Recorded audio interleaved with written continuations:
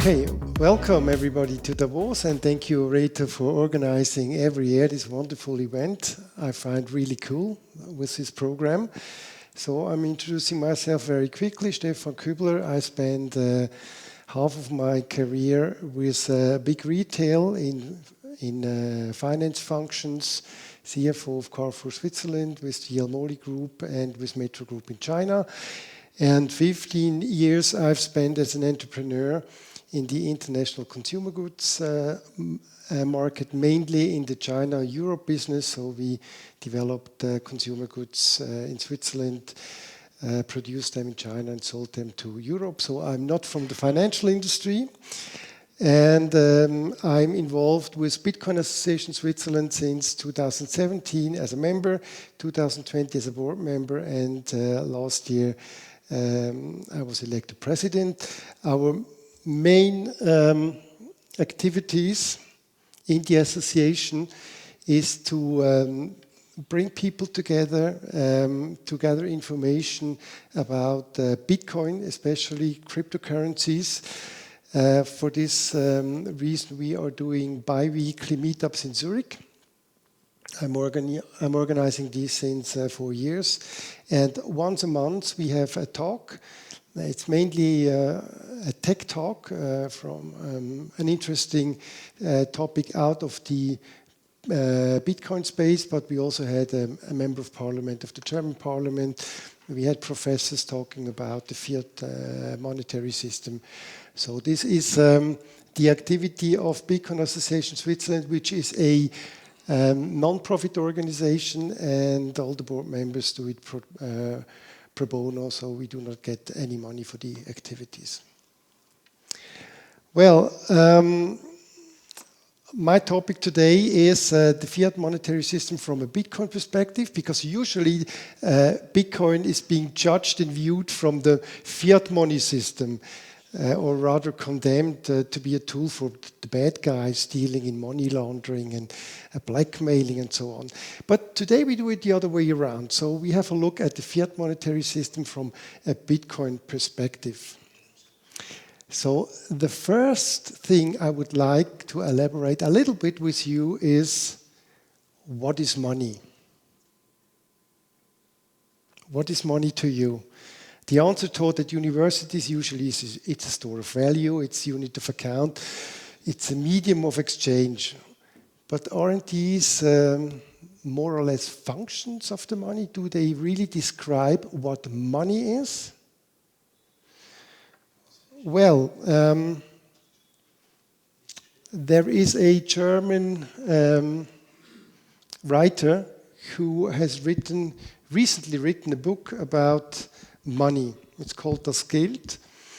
And he elaborates the question, what is money, from a linguistic point of view, not from an economic. And that's quite interesting. In the first section, he draws the picture of the world without money. That was the time of feudalism, where people were food-wise self-sufficient. Money was not needed regularly, but more on a case-by-case basis. And that was followed by the period when money became. So he describes how money became. That was in the 17th century with the freedom of Westphalia, when for the first time contracts were signed by states and not by kings. So that was the rise of the cities, the states. And when living in the cities, people were no more self-sufficient food-wise, so they had to buy food, for instance, or cloth, or daily goods. So the money as means of exchange became the dominant modus in the supply chain. Capital got accumulated, and the money economy spreads. So the means of exchange becomes money. So that is the period when money became. And then he also describes what money is. And now this is a little bit literature to read. So money, the one and only price for all things. Money which, as the pure means of exchange, is nothing else. The means of exchange truly is nothing else. Or in German, Geld, das als das reine Tauschmittel nichts sonst ist als Tauschmittel, ist tatsächlich sonst nichts. Takes a little bit time to digest, but he elaborates in his book really the meaning of money, the pure means of exchange.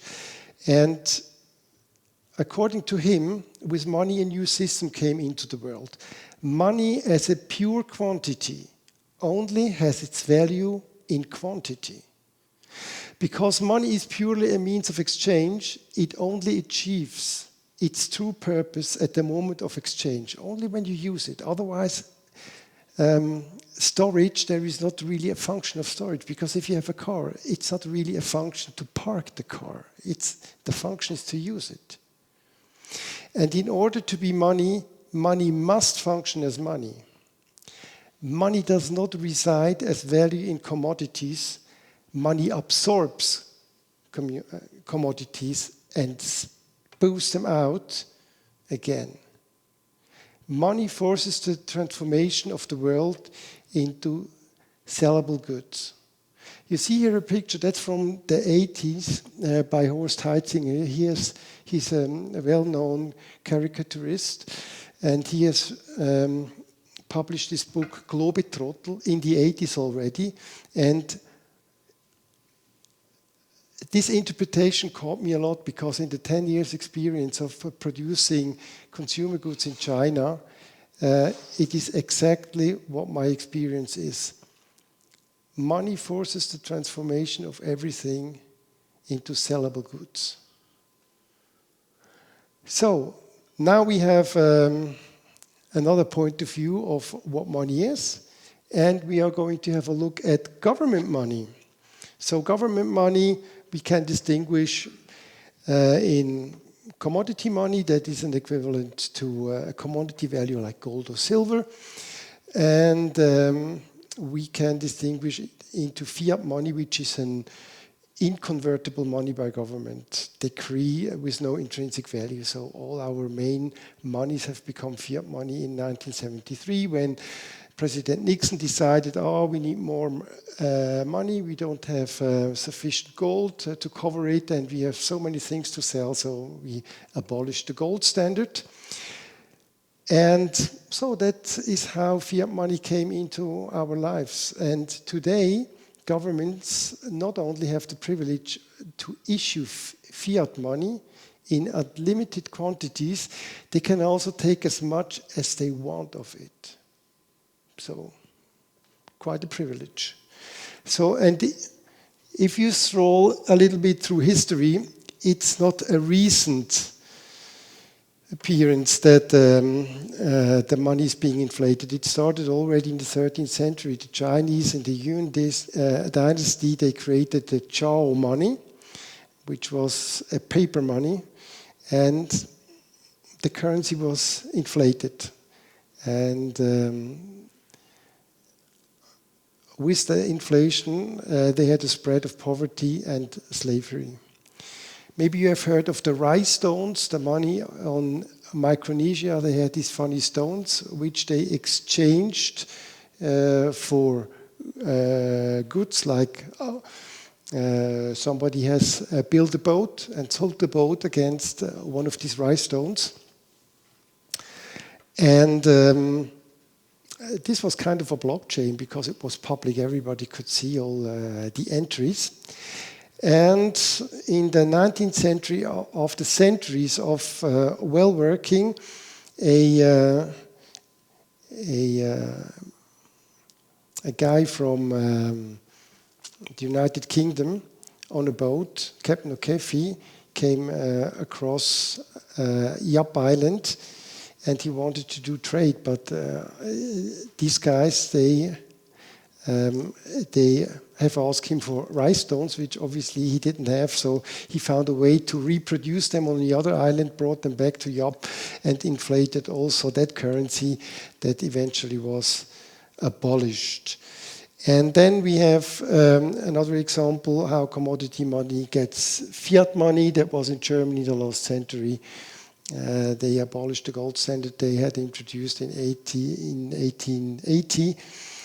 Just at the beginning of World War I, and inflated the Reichsmark to billions, and they did it sometime later. They created hyperinflation, and then eventually we have Europe in our century, and we have Mr. Draghi, and we can have a look at what he thinks should be done. There's another message that I want to tell you today, is that within our mandate, the ECB is ready to do whatever it takes to preserve the euro. And believe me, it will be enough. I do believe him. There will be certainly enough to preserve the euro. So you see, the topic is not to foster wealth among the people. The priority is to preserve that fiat money, maybe to introduce later on a successor in the CBDC technology. But there is not only the problem with government authorities manipulating our money. It's also the global banking cartel. What do you call it when a bunch of companies collude to set prices, fix markets, close off competition, capture regulators, and bribe politicians? We call it a cartel, right? Like the oil cartel or other cartels. Who has heard the term banking cartel? Oh, only one, two. Oh, we don't hear that too often. We don't talk about the banking cartel. We don't talk about the information cartel. Cartels are most insidious when we don't talk about them, when they hide in the shadows, but in plain view. The banking system, payments, finance are the biggest cartels in the world. Nobody calls them a cartel because they are the biggest cartel in the world. They own all of the media channels, politicians, laws. That makes it easy for them to get away with crimes. In fact, mega crimes. Just after the crisis 2008, instead of some bankers going to jail, they set up another layer of crime. A series of fraudulent foreclosures called robo-signing. Do you remember the crisis? One of the lead companies in that space, the biggest robo-signers of all, was run by a guy called Stefan. Anybody knows what the guy became after the crisis? He became Treasury Secretary of the United States in 2017. He copped the deal, he didn't have to accept any wrongdoing, and then quickly got a cozy job, and he got the ultimate level of protection, qualified immunity. This is how cartels work. First you capture the market, then they capture the regulators, who are always there for consumer protection. The regulator is there to protect against evil things happening. For example, money laundering. If you do not have a banking license, no money laundering for you. But if you do have a banking license, well, I mean, we have to protect the system. There will be a fine. Usually the fine is less of what you have earned. Of course, we do not want to see any financing of terrorists, except for the ones we do through the government channels or the banking system, in which case these are good people. That kind of situation encourages behaviors that are fundamentally parasitic. When capitalism fails in the particular mode, when you end up with full-blown crony capitalism, also known as kleptocracy. Kleptocracy is from the Greek word klepto, which means thief, and kratos, which means authority, so the thieves are in power. That's kleptocracy when most parasitic behavior gets rewarded. It's actually not about competing. It's about finding a big pipe, the biggest flow of money in the economy, straddling that pipe, sticking a straw in it, and sucking as much of that money as you can. You establish yourself as a parasitic leech on a flow of money, which describes the entire banking system. You take half a percentage here, half a percentage there. We have this wonderful thing called fractional reserve banking. If you try to describe this to a 5-year-old, like, look, boy, I'm your banker. You bring me $100. I give you 1% interest, $1 at the end of the year. With the $100, I push a button, I create 900 more. The $1,000 I have now, I lend to your dad. I ask 10% because of the risk. And with the spread of $99, by the way, the amount maybe you work 2 years for, I have a good life. I made it in 10 seconds. The little boy maybe would say, sounds like a fraud. And he'll be right. Of course, there is a big difference between a fraud and something legal. And that depends on which politicians you buy to make sure it is considered legal. We have these parasitic companies sitting on top of these flows of money, extracting rent. They create this rent-seeking behavior. In doing so, they disrupt competition by buying and suing competitors, or even better, making sure competitors can't keep up with regulation. They capture regulators to keep the competition at bay. In doing that, they have built a cartel. Then they make sure nobody calls it a cartel. Instead, we call it the shining example of capitalism. Obviously, this is not a good model to run an economy. It is not a competitive model to run an economy. But who does it really hurt? Does it matter if a bunch of people get obscenely rich without having to compete? Does it really matter? Well, to most people in a semi-functioning, thriving economy, it doesn't matter. That's the magic. Until money breaks, part of the benefit of freedom, the premium of liberty, is the ability not to give a shit about how any of it works. You don't need to be worried about these details. You live in a free country. But when money stops working, suddenly all of it comes back. You have to learn some new vocabulary. At the end of 2008, we all had to start learning. Grandma, what is a credit default swap? I don't know. Let's ask Uncle Andy. He has a master's in finance. He didn't know either.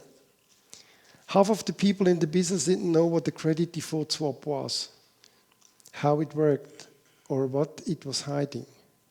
Suddenly everybody needs to know what the credit default is, because apparently it chewed a giant hole right into the middle of our economy. When money stops working, everything stops working. You are on a crash course to learn whose fault it was. There are two alternative stories. In one of these stories, there were some oopsies. Some things happened. People made some bad mistakes, but you know, they are just people trying to do their job.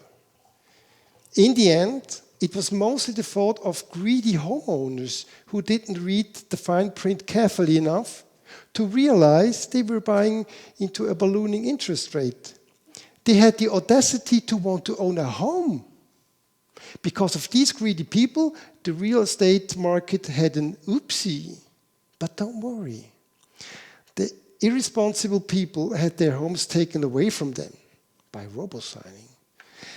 The banks got some cash infusions. We don't really want to talk too much about it. But everything was fixed. We passed some laws and it will not happen again. Really. It was just a blip. In the next 10 years, we will rebuild everything. Everybody is happy. Now we have a roaring economy that is working great. That's the first story. The second story may be more familiar of you who are probably in the middle class. They robbed us blind, stripped mined the economy, had an orgy of fraud, and know exactly what they were doing. There are mountains and mountains of evidence that the least competent real estate lawyer could use to unravel the entire thing and send 500 people to jail for 25 years. That was ignored because we must save the system. Otherwise, the system will crush us all. The Fed dumped more than 10 trillion in an orgy of quantitative easing into the banks, which they did not use to stimulate any part of the economy, but instead to blow another giant bubble into real estate, stock market, bonds, student loans, subprime auto insurance, into every part of the economy. Meanwhile, they made sure those cops bet the shit out of anyone who had the audacity to protest in Occupy Wall Street. That didn't work. They turned protest into crime. They didn't just damage the economy.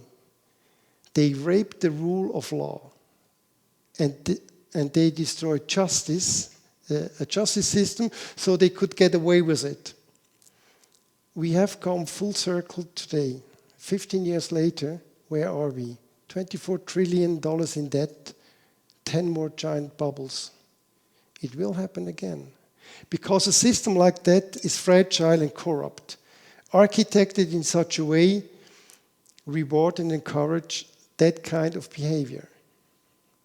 In a system of incentives where the penalty is less than the profits you made by committing the crime, that is legal immunity. That is a very loud signal in a system of capitalism that says, do it again, only this time leverage more. We could probably squeeze another 10 years. The point is, when you have that kind of destruction in a society, when you destroy the rule of law and create a rage among people, they don't know where to turn. What you get is violence, extremism, bigotry, hatred, and a desperate desire to find someone to blame.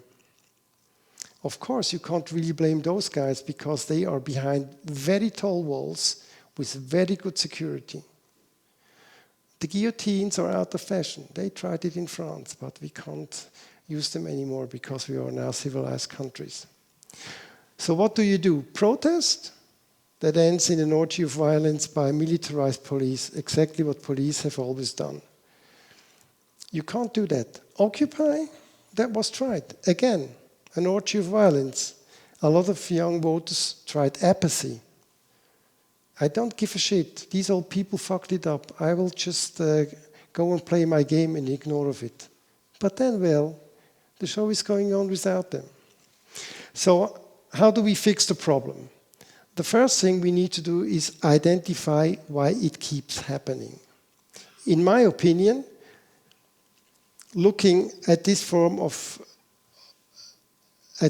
a technology perspective, architecture is the core of the problem.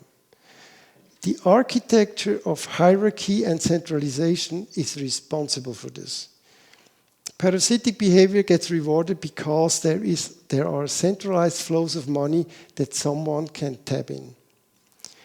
We have taken the traditional model of commerce where you visit, interact, and trade with other people around you in a peer-to-peer system, and we have converted it in what I call a peer to cooperation to cooperation to cooperation to peer system.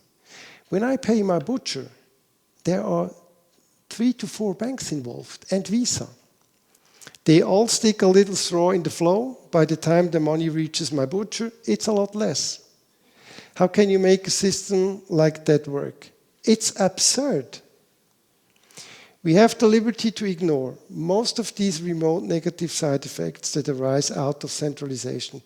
We can maintain a lifestyle of convenience. The illusion that this will continue to work allows us to accept this behavior and not try too hard to change it. We are not in a panic. It's not an emergency. It was in 2008, but that was fixed. Don't worry. It will not happen again. And it won't be 3 times bigger because we didn't actually fix anything. Until 2008, there was really no alternative. Then something happened. Bitcoin.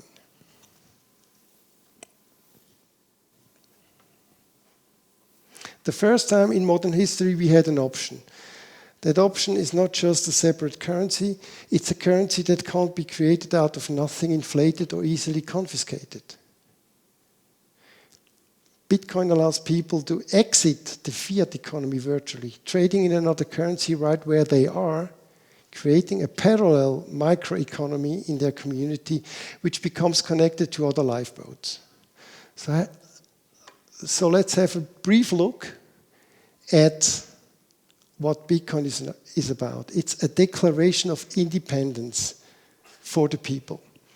The white paper states it. It's a social problem, arbitrary government money, a banking cartel, the lack of cash that can be used in the internet.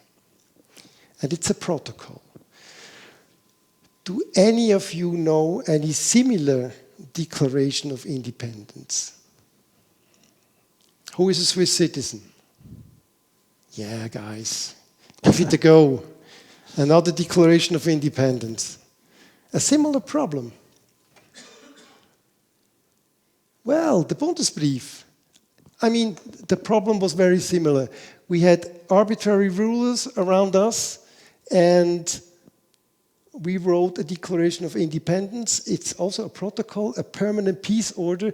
It's a decentralized union.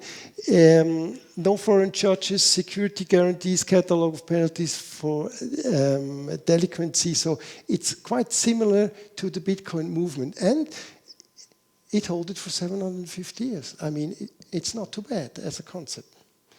Okay, so briefly, when we talk about Bitcoin, it's a technology. It's not something from the CIA or some obscure thing. It's the invention of blockchain. It's, in brief, the beauty of the hash, the simplicity of a block, the smartness of a census system, so blocks that we have a census, and it's a solution to prevent inflation. Yeah, here it comes. So the block, the consensus blockchain, and we avoid to have inflation by the hash rate difficulty. So, and we have the technology stack. We have Bitcoin Core, we have the Lightning Network, we have the third layer, which is smart contracting that's evolving right now. So how to exit? Bitcoin would not be saying, let's invest in Bitcoin, let's buy low, let's sell high, let's go rich quickly. An exit would be if you would say, I will take my money, my productive capital, my labor, my services, my products, and I will make them available for this currency only. I have withdrawn my participation, my collaboration with a parasitic system that is broken. So that would be a possible exit, maybe 5 years, maybe 10 years, maybe 20 years, I don't know, but... Stefan, I had a look on the watch. Maybe is it possible to take this in your talk battle? Because I believe these are some very hardcore arguments pro Bitcoin. I believe you can bring that into talk battle. Yeah. You definitely have I'm 3 finished. minutes there to explain the value.